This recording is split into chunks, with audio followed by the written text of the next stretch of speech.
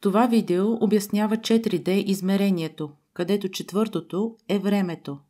Наблюдаваме голяма структура, която съдържа различни по-малки структури в себе си.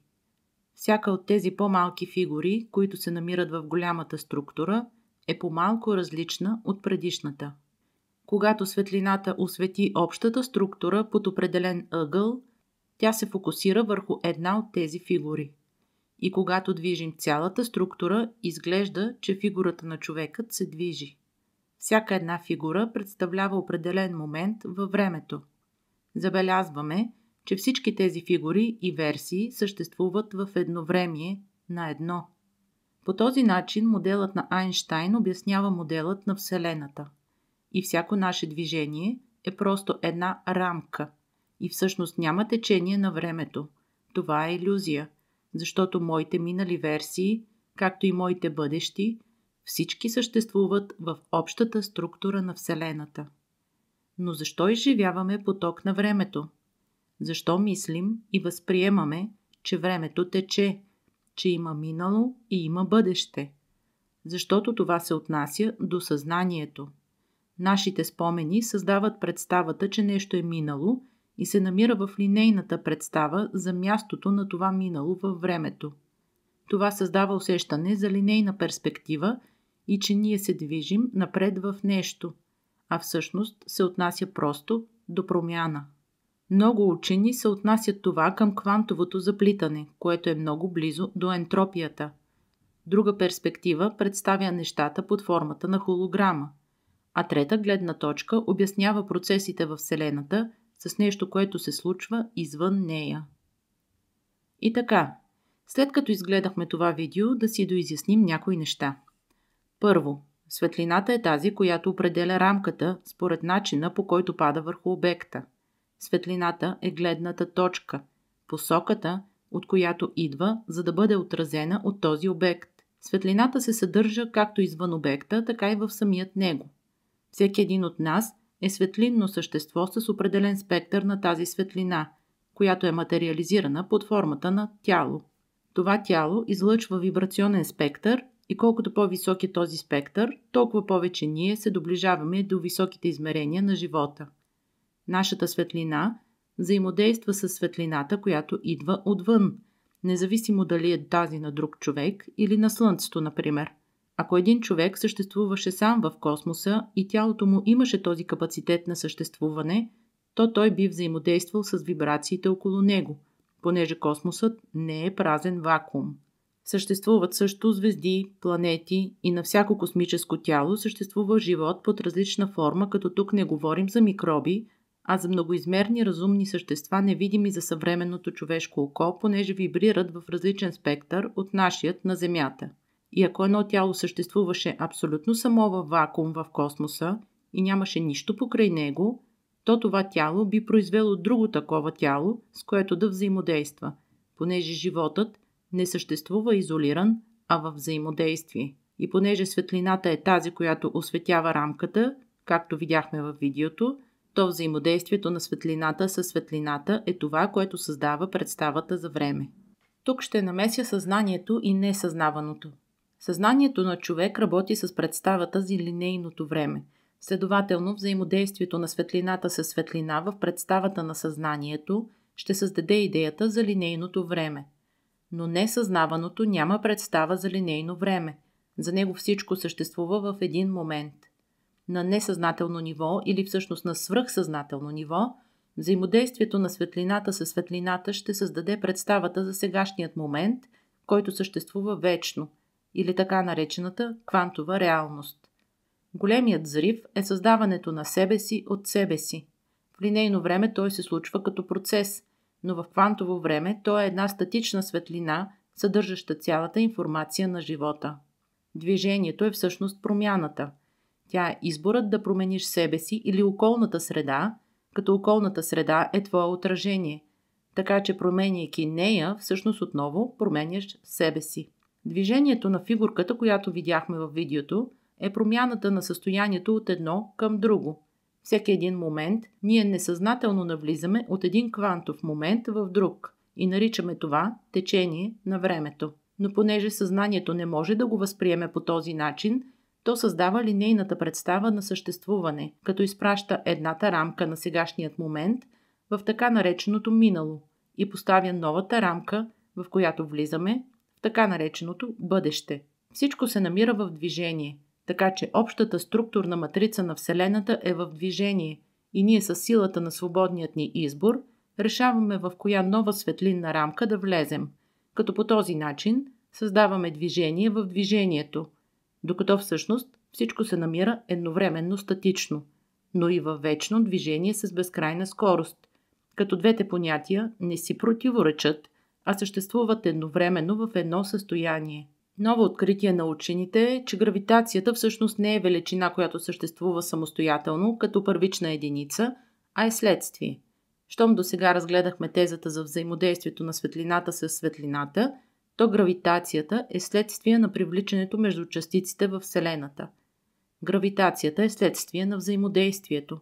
Всичко навсякъде е взаимодействие. Самият живот е такъв. Всички измерения са във взаимодействие на определени нива. Всяка част на всичкото е във взаимодействие от най-голямата до най-малката. Привличането от физична гледна точка се разглежда като процес, зависещ от заряда на частиците и от структурата, заложена в градежа, който се случва като следствие на това привличане. От друга гледна точка да си спомним за огледалата на Казимир.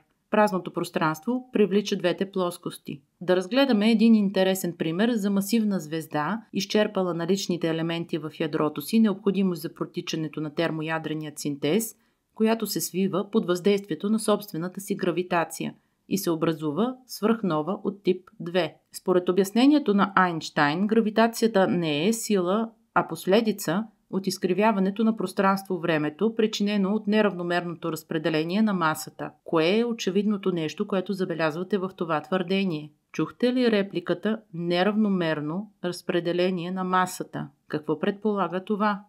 Дисбаланс. Възможно ли във Вселената да съществува дисбаланс? Не, защото иначе тя не би съществувала.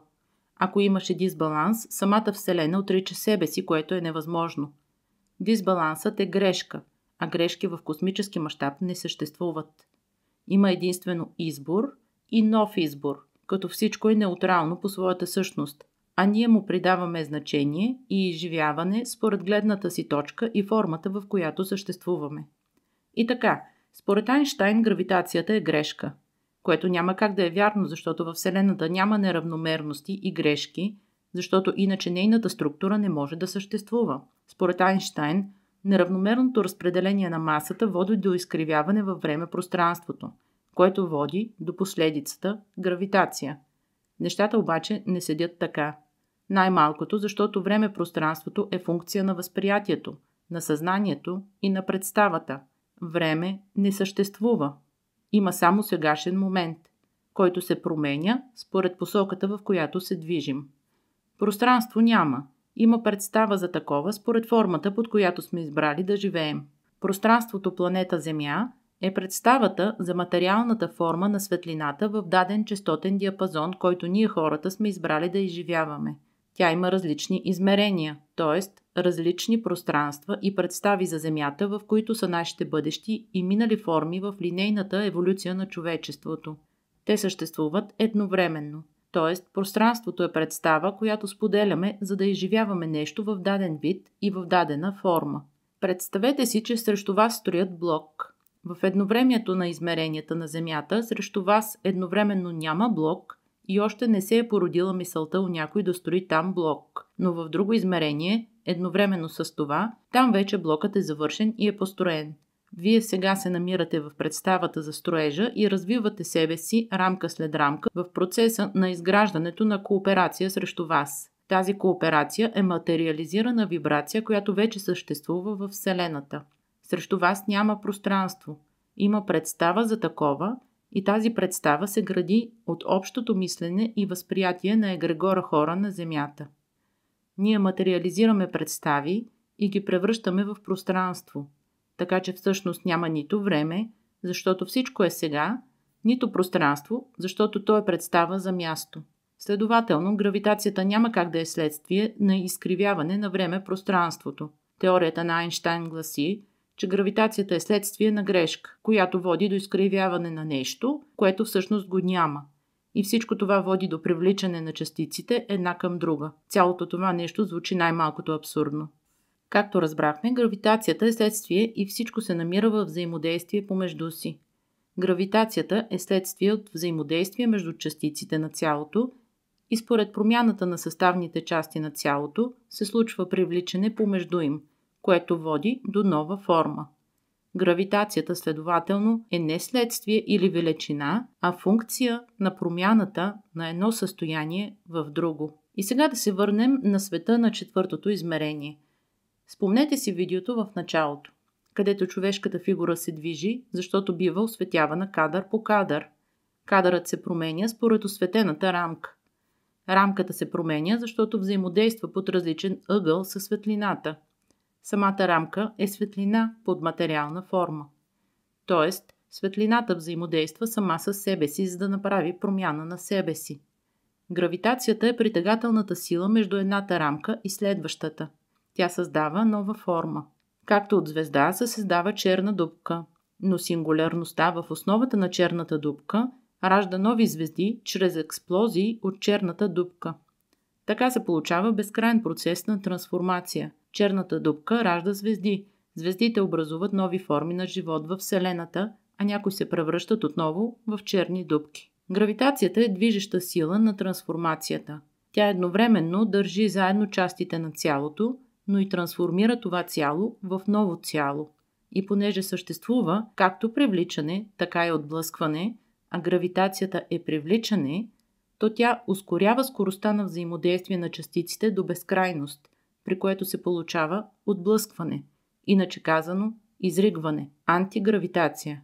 Както при термоядрен синтез, частиците на Слънцето се ускоряват и освобождават енергия, слънчеви изригвания. Така сингулярността в черната дупка, или иначе казано голямата светла точка с безкрайна маса в центъра й, ускорява до безкрайност частиците си и се получава раждане на нови звезди, изригване от черната дупка. Но понеже така нареченото време-пространство в черната дупка не съществува, то ние като далечни наблюдатели почти не ставаме свидетели на такова, понеже от линейна гледна точка между нас и това събитие има билиони светлинни години разлика. А когато сме свидетели на такова, както наскоро имаше изригване на свръхмасивна черна дупка в една от галактиките, то тя се е случила преди билиони светлинни години от линейна гледна точка. Гравитацията е следствие от изборът за промяна. Гравитацията е привличането, антигравитацията е отблъскването. И двата процеса съществуват едновременно. Така се създава творчеството, разширението на всичко, което е, в нови форми на всичко, което е. Бог.